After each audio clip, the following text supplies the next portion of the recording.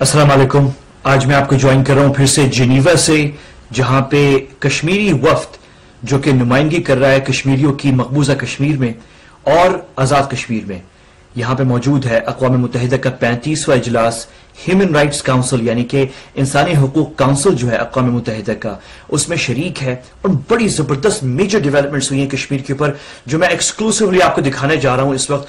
बहुत बड़ी डेवलपमेंट है जो अब हुई है, और वो ये है कि तीसरी दफा यानी 3 कंसेक्यूटिव ह्यूमन राइट्स काउंसिल अक़वाम मुत्तहिदा के इजलास हो चुके हैं, जहां पे पॉलिसी स्टेटमेंट जो अक़वाम मुत्तहिदा का टॉप ऑफिसर है, ये टॉप जो अहलकार है, जो इंचार्ज है ह्यूमन राइट्स के उमूर और मसाइल पर, जो कि उर्दून से उनका ताल्लुक है, डिप्लोमेट हैं, प्रिंस ज़ैद राद अल हुसैन उनका नाम है। और वो उन्होंने पॉलिसी स्टेटमेंट्स 3 कंसेक्यूटिव सेशंस यानी कि सितंबर 2016, मार्च 2017 और अब जून 2017, ये 3 कंसेक्यूटिव इजलास जो है ह्यूमन राइट्स काउंसिल के, इसमें पॉलिसी स्टेटमेंट जहां पे शाम, जहां पे यूक्रेन, जहां पे दूसरे दुनिया के जो अहम मसाइल हैं, कॉन्फ्लिक्ट्स हैं, उनका जिक्र हुआ। वहां पे अर्जेंट तौर पे जम्मू एंड कश्मीर को जो है वो इंक्लूड किया गया। तो ये बहुत बड़ी मेजर डेवलपमेंट है, ये पहले नहीं हुआ। ये 50 साल से, यानी अब तो ये चीज साबित हो गई है कि जो निस्फ सदी की खामोशी थी अक़वाम, जो हम हमेशा पाकिस्तान में कहते रहते हैं दुनिया क्यों चुप है, अक़वाम मुत्तहिदा कहां पे है, ये बात अब खत्म हो गई है। अब हमारे पास ये जवाब नहीं रहा कि हम कहें कि दुनिया खामोश है। अब दुनिया खामोश नहीं है। ये बड़ा बुरा वक्त है भारत के लिए। जो अक़वाम मुत्तहिदा ने खामोशी अपनी बरकरार रखी हुई थी 50 सालों से, तकरीबन 40-50 साल से, अब वो खत्म हो गई है। और ये खबरें जो हैं इस हफ्ते अक़वाम मुत्तहिदा ह्यूमन राइट्स काउंसिल के हवाले से जगह जगह फैली हैं। मैंने बहुत सारी देखी हैं इस तरह की न्यूज़ जो है मकबूजा कश्मीर के अखबारात में। आज़ाद कश्मीर में ज़ाहिर है वो तो कश्मीर कॉन्फ्लिक्ट पे बरह रास्त जो है उनकी प्रायोरिटी है, लेकिन पाकिस्तानी अखबारात के अंदर भी इस तरह की हेडलाइंस जो आप स्क्रीन पर देख रहे हैं कि अक़वाम मुत्तहिदा की कश्मीर पर निस्फ सदी से जारी खामोशी खत्म है और भारत पर बढ़ता दबाव है इस वक्त। तो ये बहुत बड़ी डेवलपमेंट है। इसका क्रेडिट जो है काफी हद तक जो है प्रिंस ज़ैद राद अल हुसैन जो है, जो यूएन ह्यूमन राइट्स कमीशन, मतलब अक़वाम मुत्तहिदा के जो सेक्रेटरी जनरल हैं, जिनसे बाय द वे हमारे वजीर आज़म नवाज शरीफ साहब की मुलाकात हुई है कजाकिस्तान में, उनकी जो दारुल हुकूमत है आस्ताना में, ये आप देख रहे हैं। उनसे मुलाकात वहां पे हुई है। वहां पे भी वज़ीर आज़म नवाज शरीफ से कश्मीर की बात की उनसे। और उनके बाद जो सीनियर मोस्ट ह्यूमन राइट्स जो अहलकार है अक़वाम मुत्तहिदा का, ज़ैद राद अल हुसैन, उन्होंने कश्मीर पे बात की। ये क्लिप देखें। Despite repeated high-level requests to India and Pakistan, permission for my staff to have unconditional access to both sides of the line of control in India-administered Jammu and Kashmir and Pakistan-administered Kashmir has still not been granted.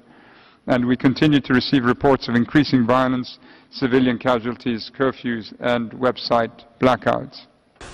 तो ये बहुत बड़ी major development है कि 3 consecutive human rights council के इजलास होते हैं, सितंबर 2016, मार्च 2017 और अब जून 2017, और तीनों के अंदर कंसेक्यूटिव जो है अक़वाम मुत्तहिदा दबाकर जो है कश्मीर पे बात करिए। सो मेजर डेवलपमेंट है ये।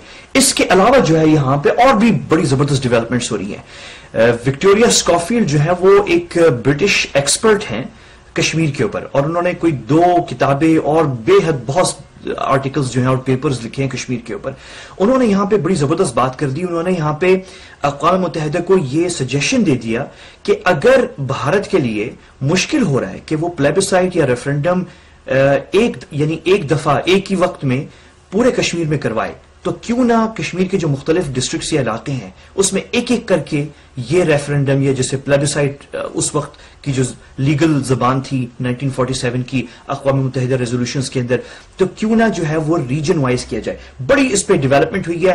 विक्टोरिया स्कॉफील्ड ने एक्सक्लूसिव यहां पे उन्होंने खिताब किया था इंटरनेशनल ह्यूमन राइट्स एक्टिविस्ट और डिप्लोमेट से, और उसके बाद जो है उन्होंने हमारे प्रोग्राम को, न्यूज को और एड क्यू को एक्सक्लूसिव जो है अपनी जो कमेंट है इस हवाले से, जो वो उनकी सोच है वो थोड़ी सी उन्होंने बयान की। ये क्लिप देखें। The problem with the situation of Jammu and Kashmir is that it's cyclical. You have one generation that reads the history books, feels frustrated and rises up, and this is what you had with the insurgency in the late 1980s, early 1990s. everybody realizes that the only way forward is through peaceful dialogue and representative dialogue. And this is why it's imperative that India, Pakistan and representatives from the state of Jammu and Kashmir sit together and work out what the way forward is. जब ये तो आपने देखा, ये Victoria Scofield हैं, इन्होंने बड़े ज़बरदस्त इवेंट से यहाँ पे खिताब किया. इंटरनेशनल एनजीओज जो है यहाँ पे मौजूद थी. ये कुछ पिक्चर्स हैं हमारे पास. यहाँ पे अल्ताफ हुसैन वानी जो कि कश्मीरी वफ्द को हेड कर रहे हैं, अल्ताफ हुसैन वानी साहब, उन्होंने जो है ये इस इवेंट को मॉडरेट किया. वो चेयरमैन थे इस इवेंट के. और आज़ाद कश्मीर से अल्ताफ हुसैन वानी साहब जो है वो मकबूजा कश्मीर से हैं, और जो आज़ाद कश्मीर की नुमाइंदगी कर रहे थे वो सरदार अमजद यूसुफ खान थे. और उन्होंने जो है बाकायदा खिताब किया इस इवेंट के अंदर. जो है ये इन तस्वीरों में आप देख रहे हैं. यहां पे एक और बड़ी जबरदस्त डेवलपमेंट हुई कि जब ज़ैद राद अल हुसैन ने बात की कि कश्मीर तक रसाई जो हम मांग रहे हैं अक़वाम मुत्तहिदा, ताकि हम खुद अपनी आंखों से देखें कि वहां पे क्या इंसानी हकूक की खिलाफ वर्जियां हो रही हैं. हमें इत्तला तो मिल रही हैं, हमें इंफॉर्मेशन भी मिल रही है, हमें वीडियोस मिल रही हैं, पिक्चर्स, लेकिन इंफॉर्मेशन के लिए हम चाह रहे हैं कि हमारे लोग यहां जिनीवा से, अक़वाम मुत्तहिदा से मकबूजा कश्मीर जाएं. इंडिया इजाजत नहीं दे रहा, और हमने पाकिस्तान से भी दरखास्त की है. पाकिस्तान ने भी कहा है कि हम आपको इजाजत दे देंगे, लेकिन बशर्त कि भारत जो है पहले इजाजत दे. जब ये ज़ैद राद अल हुसैन साहब ने ये बात की तो पाकिस्तान के जो यहाँ पे मुस्तकिल मंदूब हैं अक़वाम मुत्तहिदा जिनीवा में, जनाब एम्बेसडर फर्रुख आमिल साहब, उन्होंने बड़ा जबरदस्त जवाब दिया इस बात पे भी. अक़वाम मुत्तहिदा को कहा कि हम आपके साथ हैं, जब आप चाहें आप आ सकते हैं आजाद कश्मीर. और भारत को भी उन्होंने जवाब दिया. देखिए उन्होंने क्या कहा. Mr. President, we thank the High Commissioner for his update. While echoing his demand for immediate access to the both sides of the line of control, we would clarify that Pakistan has expressed its readiness to allow the UN team sent by the High Commissioner to visit Azad Kashmir together with the Indian-occupied Kashmir. It is in sharp contrast to India's outright denial of the request for access. The current situation is the result of horrifying atrocities committed by India in Indian-occupied Kashmir. India and not Pakistan has curbed freedom of expression and access to information by blocking 22 social media websites and applications in Indian-occupied Kashmir. It is in Indian-occupied Kashmir where mass blinding by pellet guns, rape, torture, extrajudicial killings and continuous curfews are being reported. We urge the High Commissioner to present the complete picture in front of the Council rather than coupling Pakistan with India while addressing the situation in Indian-occupied Kashmir. We had welcomed the announcement of the High Commissioner in the March session regarding preparation of remote monitoring report on areas like Indian-occupied Kashmir. We are looking forward for the report to be made public soon. Mr. President, the Independent Permanent Rights Commission had recently sent a fact-finding mission to Azad Kashmir, whereas its request for access to the Indian-occupied Kashmir was rejected. We urge the High Commissioner to follow this impartial and independent step.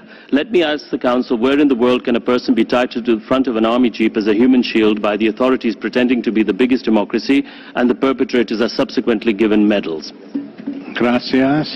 ये फर्रुख आमिल थे, पाकिस्तान के मुस्तकिल मंदूब अक़वाम मुत्तहिदा Geneva. जिस वक्त ये इजलास जारी था और ये सारा दबाव जो है, बढ़ता हुआ दबाव, पहली दफा अक़वाम मुत्तहिदा की तारीख में 1947 से 3 के पहले तो रेजोल्यूशंस आई थी, वो तो आ गई, उसके बाद खामोशी हो गई. खामोशी जो है वो लंबी खामोशी, कोई 50 साल से खामोशी वो जारी थी. अब वो खामोशी टूट गई है, खत्म हो गई है. और 3 के एग्जीक्यूटिव काउंसिल सेशंस में इसके साथ साथ एक और बहुत जबरदस्त चीज हुई, और वो ये हुई कि एमनेस्टी इंटरनेशनल, जो कि एक इंटरनेशनल ह्यूमन राइट्स ऑर्गेनाइजेशन है, उन्होंने स्पेशल रिपोर्ट जारी की. क्या शर्मिंदगी का मकाम था भारत के लिए. हम यहाँ पे मौजूद थे, हम देख रहे थे, हम यहाँ डिप्लोमेट से मिल रहे थे, इंटरनेशनल ह्यूमन राइट्स एक्टिविस्ट से मिल रहे थे. मैं आपको बताऊं, भारतीय डिप्लोमेट्स के लिए एम्बेरसमेंट का मकाम था कि एन इस वक्त एमनेस्टी इंटरनेशनल ने भी जो है टाइमिंग देखें कैसे चूज की. जिस वक्त ह्यूमन राइट्स काउंसिल का इजलास जारी था, एन उस वक्त उन्होंने ये रिपोर्ट जारी कर दी. और ये मुसलसल उन्होंने ये ट्वीट भी किए, उनकी वेबसाइट पे भी आप स्क्रीन पे देख रहे हैं. उन्होंने रिपोर्ट जारी की कि इंडिया वाहिद मुल्क है दुनिया के अंदर जो अपने मुखालफिन स्टूडेंट्स, स्कूल के बच्चे जो मुखालिफ हैं, जो पुरअमन तरीके से अपनी राय का इजहार करते हैं, सियासी राय का, उनको स्कूल में घुसकर उनको मारती है. और एक नौजवान लड़का 12वीं क्लास का समीर अहमद अनंतनाग का, इस्लामाबाद जो कि मकबूजा कश्मीर में है, अनंतनाग इस्लामाबाद मकबूजा कश्मीर में, वहां पे स्कूल में दाखिल होकर उसे सर पे गोली मारी. یہ معصوم یہ لڑکا جو ہے اس وقت انٹینسو کیئر میں ہے. اس کو ویسٹرن نیبرہڈ ہے, ہمارے بڑے انٹرسٹ ہیں اس خطے کے اندر کیا ہے اور کیا نہیں ہے اور کیا ہو رہا ہے. آپ سنیے اس صحافی سے جس نے کوئی تقریباً 15 سال جو ہے اپنی صحافت کے اس پورے خطے کے اندر گزارے ہیں اور اب اس خطے کو بہت قریب سے دیکھا ہے. میرے خیال میں چند صحافیوں میں سے ہوں جنہوں نے یہ کیا ہے. میں اس پہ کیا آپ کو بتانے جا رہا ہوں اور کیا دکھانے جا رہا ہوں, بڑی انٹرسٹنگ چیزیں ہیں. وقفے کے بعد ملتے ہیں, میرے ساتھ رہیے گا.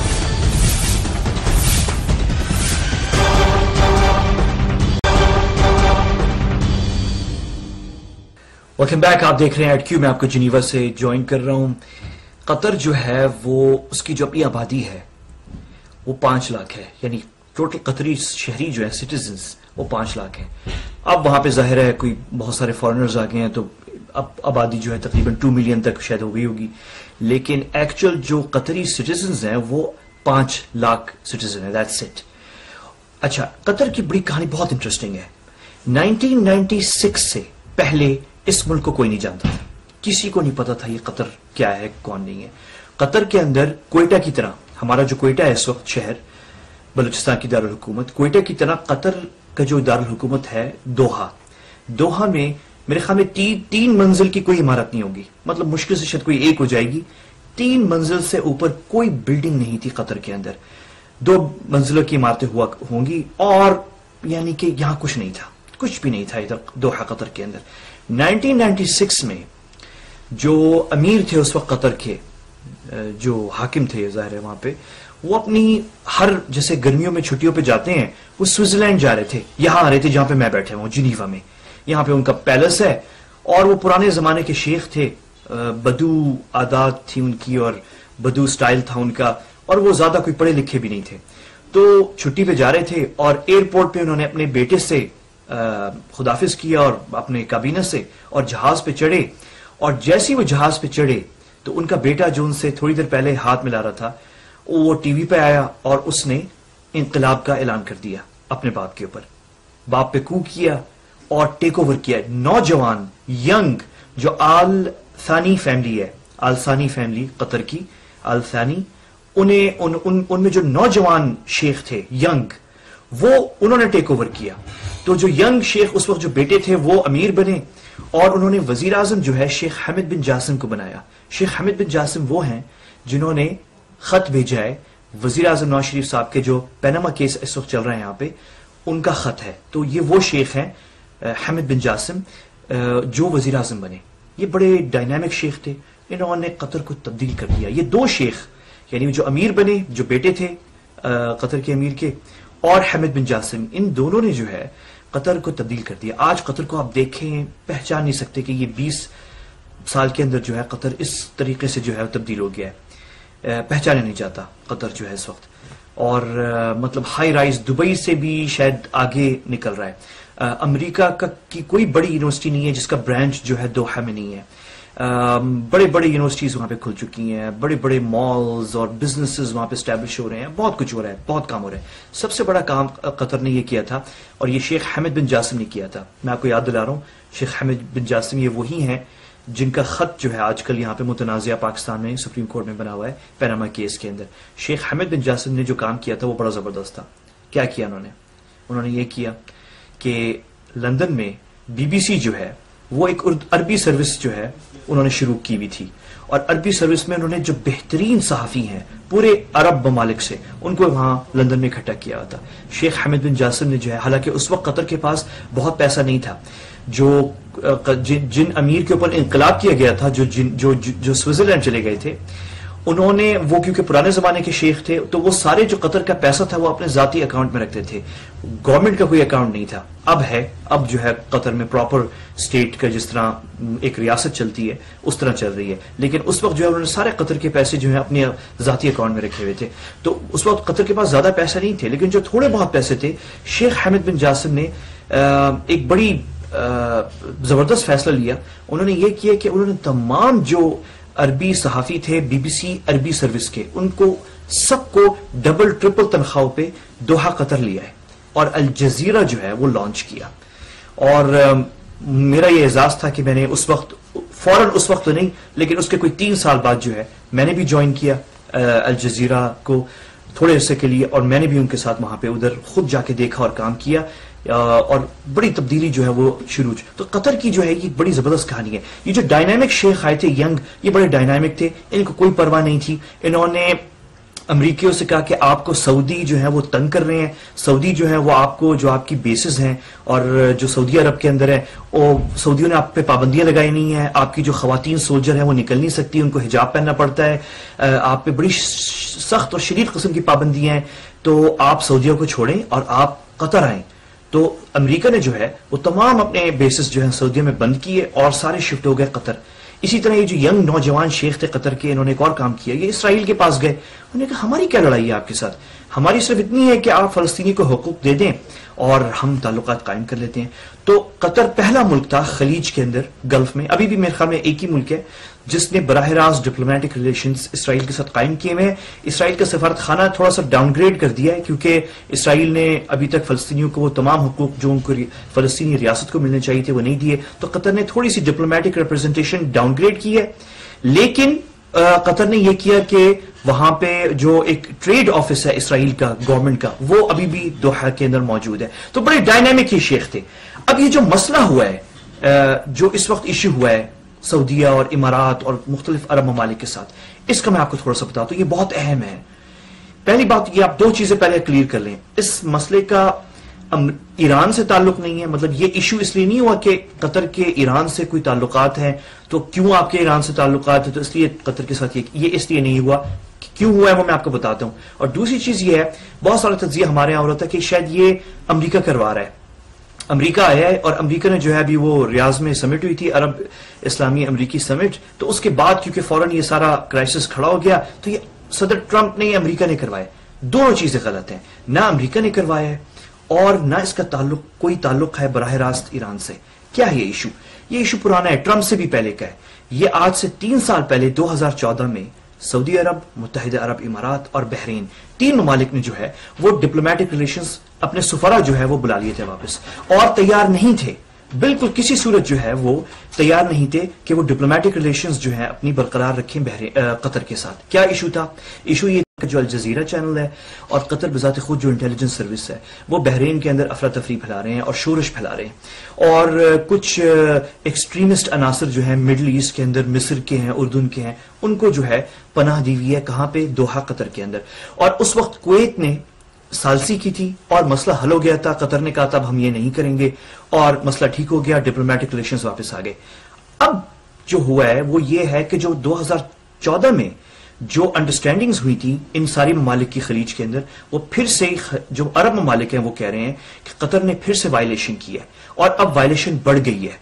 میں آپ کو ایک مثال دکھانا چاہ رہا ہوں, اور یہ ہے وزیر مملکت ہیں امور خارجہ کے متحدہ عرب امارات کے.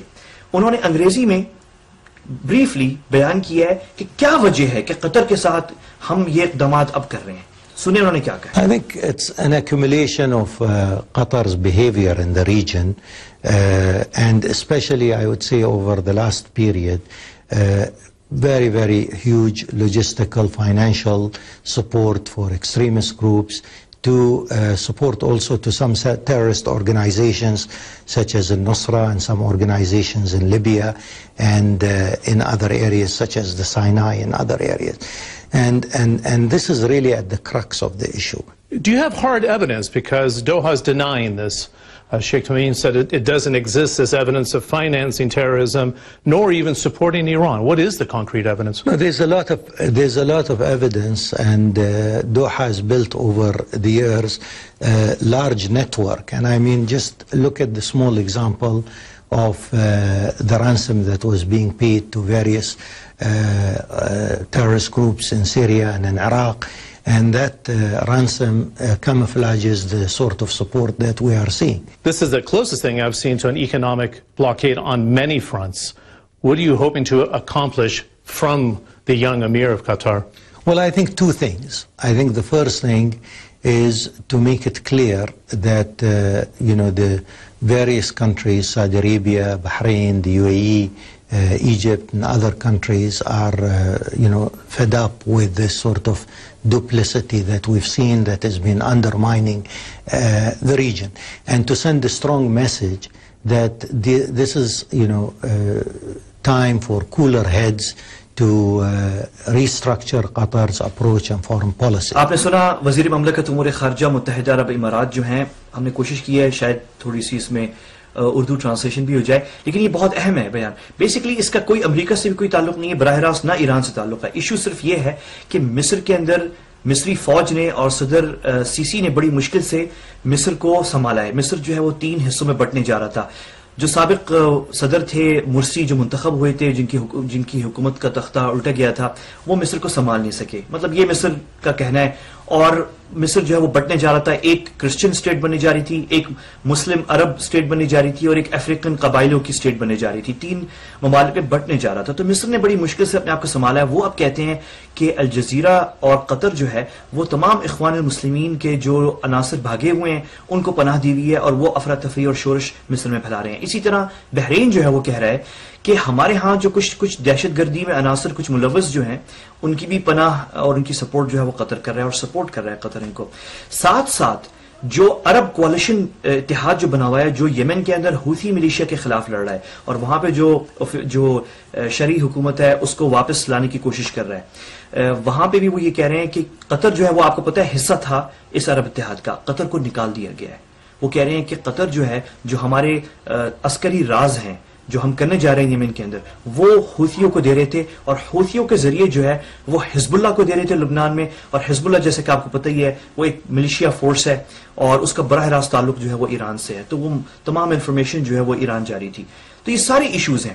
ایران کا بذات خود اتنا ایشو نہیں ہے، تعلقات تو سب کے ایران کے ساتھ ہیں، وہ تو ایسا ایشو نہیں ہے. بلکہ خود سعودی عرب نے 90 کی دہائی کے اندر ایران کے 2 صدور منتخب، یعنی کہ خاتمی صاحب اور احمدی نژاد، دونوں کو ریاض میں ریسیو بھی کیا ہے. تو تعلقات تو ایران کے ساتھ سبھی کے ہیں، بلکہ سب سے زیادہ جو ٹریڈ ہے وہ متحدہ عرب امارات کی ہے ایران کے ساتھ. تو ایران کے ساتھ تعلقات ایشو نہیں ہے، یہ تو ڈپلومیٹک ریلیشنز ہے، یہ اتنا ایشو نہیں ہے. ایشو جو ہے وہ صرف یہ ہے کہ الجزیرہ کی پالیسی جو افراتفری اور جو حماس کو سپورٹ ہے، حماس کا سپورٹ بھی بہت اہم ہے کہ وہاں پہ صدر محمود عباس جو ہیں وہ فلسطینی ریاست کے لیے اسرائیل پہ پریشر ڈالا جا رہا ہے، لیکن حماس کے خلاف یہ سارے ممالک ہوئے ہیں، اردن، مصر، تمام سارے خلیجی ممالک جو ہیں، اور وہ کہہ رہے ہیں کہ حماس جو ہے وہ زیر اثر آیا ہوا ہے اخوان المسلمین کے، اور اس کے کچھ تعلقات ہیں ایران کے ساتھ بھی.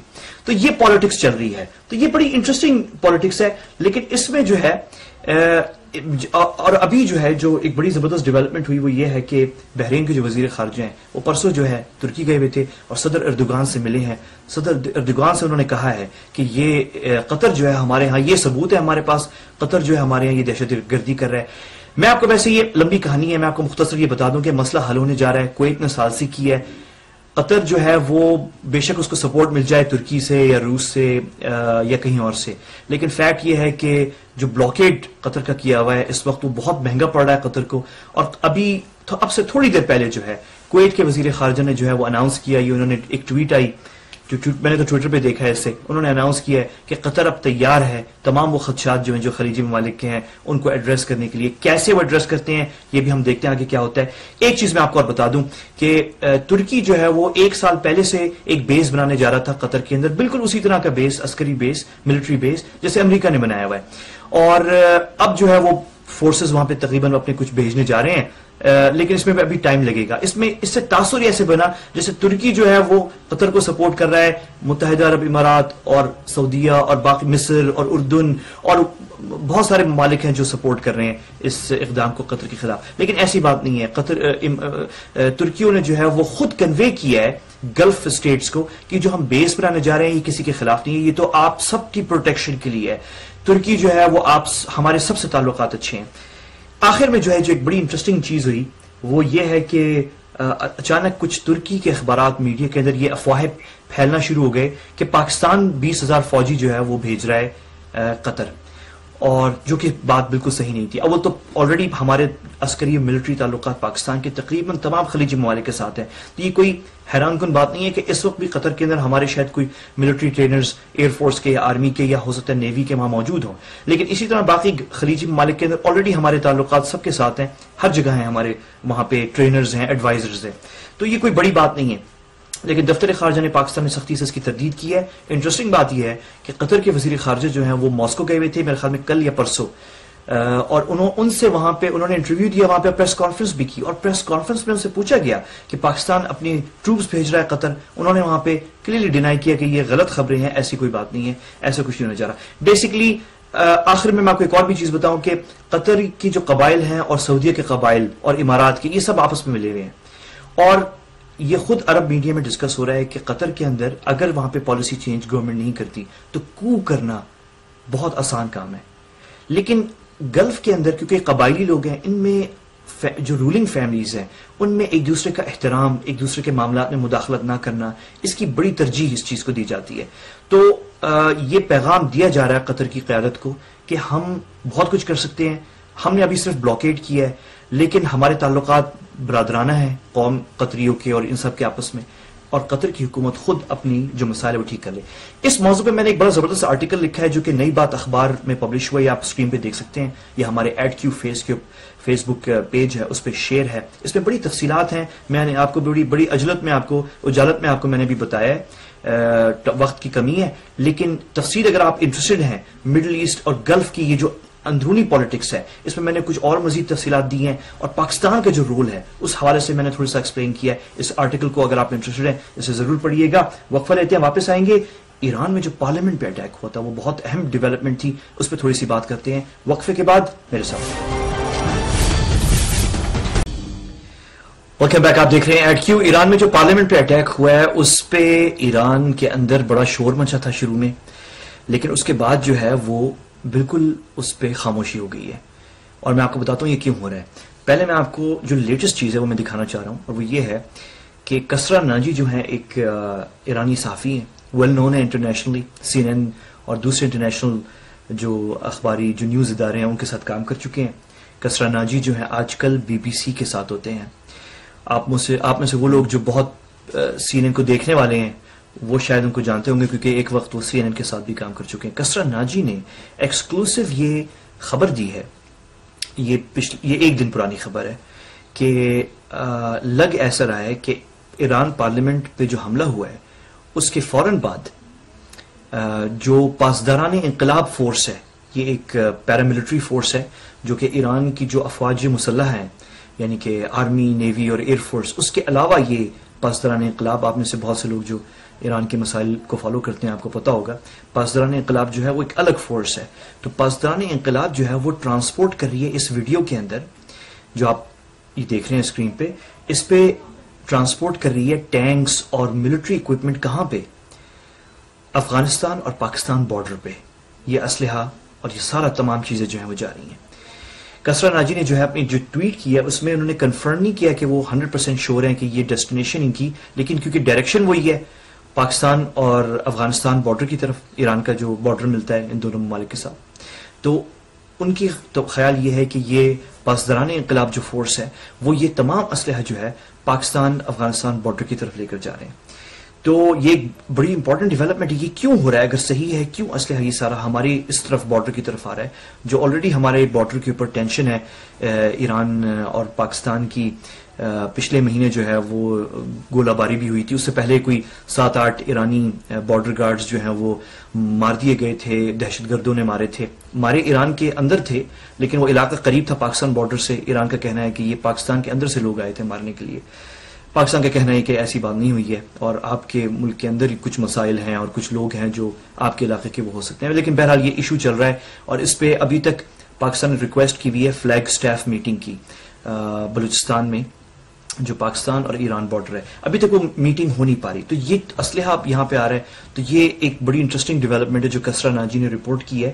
لیکن جو یہ اٹیک ہوا ہے, پہلے تو پارلیمنٹ میں مین اٹیک ہوا, اور امام خمینی کا جو مزار ہے وہاں پہ بھی خودکش حملہ آور وہاں پہنچا.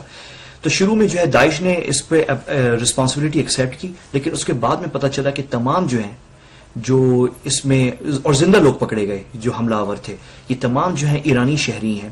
یہ اناؤنسمنٹ جو ہے ایران کا جو نیشنل قومی سلامتی کونسل ہے, انہوں نے خود اناؤنس کیا کہ تمام جو کچھ پکڑے گئے ہیں زندہ, کچھ مارے گئے ہیں جو حملہ آور تھے, اور جو زندہ پکڑے گئے ہیں وہ اور جو مارے بھی گئے ہیں, پتہ چلا ہے کہ وہ تمام کے تمام ایرانی شہری ہیں, اور ان کا تعلق ہے ایرانی کردستان سے, جو صوبہ ہے ایران کا کردستان, وہاں سے ان سب کا تعلق ہے.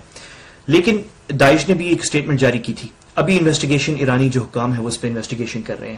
اچھا انٹرسٹنگ بات یہ ہے, جو بہت انٹرسٹنگ ہے وہ یہ ہے کہ ایران کی وزارت خارجہ اور ایران کی جو حکومت ہے انہوں نے ابھی تک کسی پہ الزام نہیں لگایا, لیکن جو پاسداران انقلاب ملیشیا فورس ہے انہوں نے براہ راست سعودی عرب پہ الزام لگایا کہ یہ تمام سعودی عرب نے کیا ہے, اور جو پاسداران انقلاب کے جو جنرل جو چیف ہیں انہوں نے دھمکی دی کہ یہ سعودی عرب نے کیا ہے. ان کے ایک یا دو دن بعد ان کے جو نمبر 2 آدمی جو ڈیپٹی ہیں پاسداران انقلاب کے, انہوں نے ایک انٹرویو دیا, انہوں نے کہا کہ ہم 1000 گنا زیادہ بڑا حملہ کریں گے اور بدلہ لیں گے. یہ کلپ ہے میرے پاس, دیکھیں. ما هزاران برابر بیش از اتفاق دیروز انتقام خواهیم گرفت و این حقیقت رو و این واقعیت رو انشاءاللہ ملت. اچھا اس کے ساتھ یہ آپ نے دیکھا تو بیسیکلی جو ہے جو الزام سعودی عرب پہ لگایا وہ پاسداران انقلاب نے لگایا, اور وہ پہلے دن ہی چند گھنٹوں بعد ہی لگا دیا تھا سعودی عرب پہ الزام. ابھی انویسٹیگیشنز کے ریزلٹس اور یہ چیزیں ویزیں بھی سامنے آئی نہیں تھی, پاسداران انقلاب نے الزام لگا دیا. لیکن ایران کی جو حکومت ہے اور وزارت خارجہ وہ الزام نہیں لگا رہے, وہ احتیاط برت رہے ہیں اس معاملے کے اندر, کیونکہ یہ بات پہلے بھی ہو چکی ہے. آپ کو یاد ہوگا کہ آج سے تقریباً 2 سال پہلے سعودی عرب کی ایمبیسیز جب جلائی گئی تھی ایران کے اندر, تو اس وقت بھی جو ہے وہ کام جو ایران کی وزارت خارجہ ہے اور حکومت ہے اور خود صدر حسن روحانی صاحب انہوں نے اس چیز کو کہا تھا کہ یہ غلط ہے اور کنڈیم کیا تھا, یہ نہیں ہونا چاہیے تھا. لیکن بعد میں پھر یہ اطلاعات آئی تھی کہ پاسداران انقلاب جو ہیں ملیشیا جو ہے وہ انوالو تھی. تو یہ ڈفرنس جو ہے بڑا نمایاں ہے, بڑا انٹرسٹنگ ہے. مطلب جو لوگ اس چیز کو دیکھ رہے ہیں وہ اس چیز کو نوٹ کر رہے ہیں, اس کو ملاحظہ کر رہے ہیں کہ یہ ایک فرق ہے. اور ٹینشن بھی بڑھ گئی ہے ایران کے اندر پاسداران انقلاب میں اور جو باقی ایرانی فوج ہے اور ایرانی حکومت ہے, کیونکہ پاسداران انقلاب جو ہے ذرا وہ سخت گیر ہیں, اور باقی جو ہے وہ حکومت ہے, وزارت خارجہ ہے ایران کی, پروفیشنل لوگ ہیں, سیاستدان ہیں اور ڈپلومیٹ ہیں, انہوں نے ملک چلانا ہے, انہوں نے ایران کے تعلقات باہر دنیا کے ساتھ دیکھنے ہیں. تو یہ ایک ٹینشن ہو رہی ہے. اور اس پہ ایک اور ایرانی صحافی ہیں جو تہران میں موجود ہیں, پوتکن آذر مہر, یہ میں نے ان کے ٹویٹر پہ ان کی انٹروڈکشن دیکھی, اور انہوں نے پھر یہ ویڈیو جو ہے انہوں نے شیئر کی ٹویٹر کے اوپر کہ وہاں پہ اس ویڈیو میں دکھا رہے ہیں کہ جو پاسداران انقلاب کے جو فورسز ہیں وہ ایرانی آرمی کی جو فورسز ہیں تہران میں اس حملے کے بعد آپس میں الجھ گئے تھے اور لڑائی شروع گئی تھی. اور یہ کلپ تھی, ایک مختصر سی ذرا آپ دیکھ لیں, تھوڑا سا دکھا دیں.